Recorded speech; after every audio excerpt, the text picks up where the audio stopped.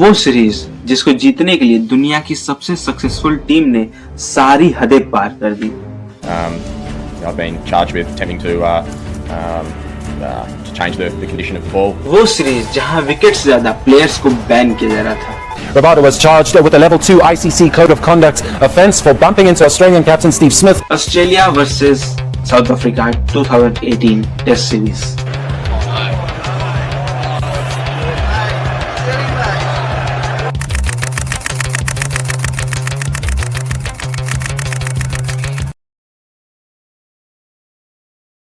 मार्च 2018 South Africa versus Australia 4 test matches की series.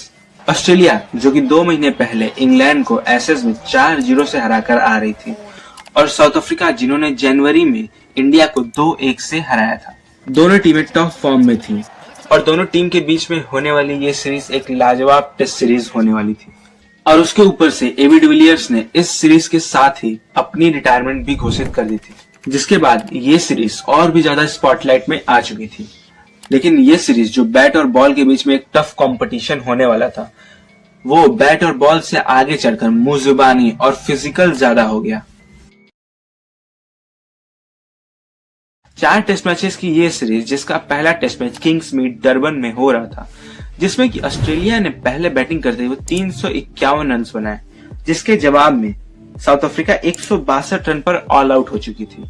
जिसके बाद ऑस्ट्रेलिया सेकेंड इनिंग्स में बैटिंग करने आई, लेकिन साउथ अफ्रीका की घातक गेंदबाजी के सामने वो 277 रनों पर आउट हो चुके थे। और इसका असर फील्ड पर ना होकर फील्ड के बाहर ड्रेसिंग रूम की सीढ़ियों पर हुआ, जब वार्नर ने क्विंटन डी कॉक को उनकी वाइफ का नाम लेकर वर्बली अब्यूज किया, जिसके बाद वो दोनों प्लेयर्स आपस में उसी सीढ़ी पर भिड़ गए, जिसका पता सीसीटीवी कैमरे के रिकॉर्डिंग से चला। जिसके बाद डेविड वार्नर ने अपनी गलती एक्सेप्ट की, जिसके बाद उन पर लेवल 2 के चार्जेस लगे और उनको 3 डिमेरिट पॉइंट्स दिए गए और 75% मैच फीस भी कट हुई। लेकिन वार्नर बीइंग वार्नर और ऑस्ट्रेलिया बीइंग ऑस्ट्रेलिया, वो लोग अपनी हरकतों से बाज नहीं आने वाले। तो जब साउथ अफ्रीका अपनी 4th इनिंग्स में बैटिंग करने आई और उनके 2 विकेट्स जल्दी गिर गए थे, तब बैटिंग करने आए एबी डिविलियर्स, जिनकी ये लास्ट सीरीज होने वाली थी, जो कुछ बॉल खेलने के बाद एक मिस कॉलिंग की वजह से रन आउट हो गए। लेकिन नाथन लॉयन, जिन्होंने उनको रन आउट किया, उन्होंने उनको रन आउट करने के बाद बॉल सीधा उठाकर एबी डिविलियर्स के ऊपर फेंक दिया और उनके ऊपर से जंप कर चले गए। जिसके बाद डेविड वार्नर ने एबी डिविलियर्स को सेंड ऑफ में इतनी गालियां दी कि एबी डिविलियर्स भी परेशान हो गए। Second test match Port Elizabeth के सेंट जॉर्ज पार्क गबेरखा में खेला जा रहा था, जिसमें कि South Africa full on revenge mode में आई थी और उन्होंने ऑस्ट्रेलिया जो कि पहले बैटिंग कर रही थी, उसको 243 रनों पर ऑल आउट कर दिया। जिसमें कि ऑस्ट्रेलियन कैप्टन स्टीव स्मिथ को आउट करने के बाद कगिसो रबाडा ने उनके मुंह पर जाकर सेलिब्रेट किया और उनको intentionally shoulder to shoulder contact भी किया, जो कि एक इलीगल एक्टिविटी है, जिसके लिए उनको 2 मैचों के लिए बैन भी किया गया। बट उस मैच की हाईलाइट कुछ और थी। 243 रनों के छोटे से टारगेट का पीछा करने जब साउथ अफ्रीकन टीम आई, तो उन्होंने 155 रन पर 3 विकेट गंवा दिए थे। जिसके बाद एबी डिविलियर्स बैटिंग करने आए और उन्होंने पिछले मैच का बदला लेते हुए शानदार 126 रन बनाए और अपनी टीम को 382 रनों तक लेकर गए।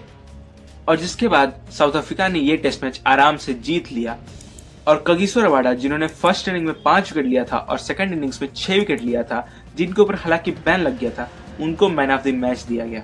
लेकिन सोचो, अगर किसी सीरीज में ऐसी चीजें जो फर्स्ट टेस्ट मैच में हुई या जो सेकंड टेस्ट मैच में हुई, ऐसी चीजें हो जाए तो वो उस सीरीज की हाईलाइट बन जाती है। लेकिन जब भी हम साउथ अफ्रीका वर्सेस ऑस्ट्रेलिया 2018 की टेस्ट सीरीज को याद करते, हम कभी इन चीजों को याद तक नहीं करते। क्यों? क्योंकि तीसरे टेस्ट मैच में कुछ ऐसी चीज हुई जिसने इसको न सिर्फ ओवरशाइन किया बल्कि कंप्लीटली ढक दिया। सो मैच नंबर 3 सीरीज 1-1 हो चुकी थी और इस बार बारी थी ऑस्ट्रेलिया की बदला लेने की, बाय हुक और बाय कुक। और यही हुआ भी, जब डे 3 पर 3rd इनिंग्स चल रही थी और साउथ अफ्रीका बैटिंग कर रही थी, तब 37th ओवर में कैमरा ने कैमरन बैनक्रॉफ्ट पर जूम किया, जो कि किसी येलो कलर की एक चीज से बॉल की एक साइड को रब करते हुए पाए गए।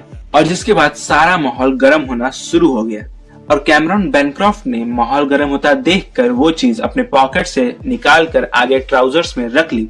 अंपायर्स ने कैमरॉन बैनक्रॉफ्ट और स्टीव स्मिथ जो कि कैप्टन थे उनसे बात करना शुरू किया, जिसके बाद वो पता चला कि वो एक सैंडपेपर था। जिसके बाद धीरे धीरे सारे तरफ ड्रामा शुरू हुआ। मैच खत्म होने के बाद स्टीव स्मिथ ने ये बात प्रेस कॉन्फ्रेंस में आकर एक्सेप्ट की कि उन्होंने बॉल टेम्परिंग की थी और इस बात से ऑस्ट्रेलियन बोर्ड की बेइज्जती होना शुरू हो गया। लेकिन इस पूरे बॉल टेम्परिंग का मास्टरमाइंड कोई और था। इतनी बेइज्जती होने के बाद ऑस्ट्रेलियन बोर्ड ने इस मामले पर इंट्रोगेशन करना शुरू किया, जिसके बाद पता चला कि इस मामले का मेन मास्टरमाइंड टीम के वाइस कैप्टन डेविड वार्नर थे।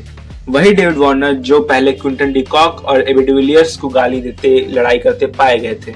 जिसके बाद कैमरॉन बैनक्रॉफ्ट को 9 महीने और स्टीव स्मिथ और डेविड वार्नर को साल भर के लिए बैन किया गया और साथ ही साथ डेविड वार्नर पर कभी भी कैप्टनसी ना करने का भी बैन लगाया गया। और फिर जिसके बाद डेविड वार्नर, स्टीव स्मिथ और कैमरॉन बैनक्रॉफ्ट ने मीडिया के सामने आकर अपनी गलती को एक्सेप्ट किया और माफी भी मांगी और उस बात को एक्सेप्ट करते करते स्टीव स्मिथ रोने तक लगे थे। लेकिन अब जो होना था वो हो चुका था और इसका असर पड़ा टीम पर। स्टीव स्मिथ के जाने के बाद टिम पेन को टेम्पररी कैप्टन बनाया गया, लेकिन ऑस्ट्रेलिया उस सीरीज को हार चुकी थी। इतनी बड़ी मार्की सीरीज, उस साल का सबसे बड़ा क्लैश और उसका रिजल्ट इतनी ज्यादा कंट्रोवर्सीज, इतने ज्यादा बैन्स और इतनी ज्यादा लड़ाइयां।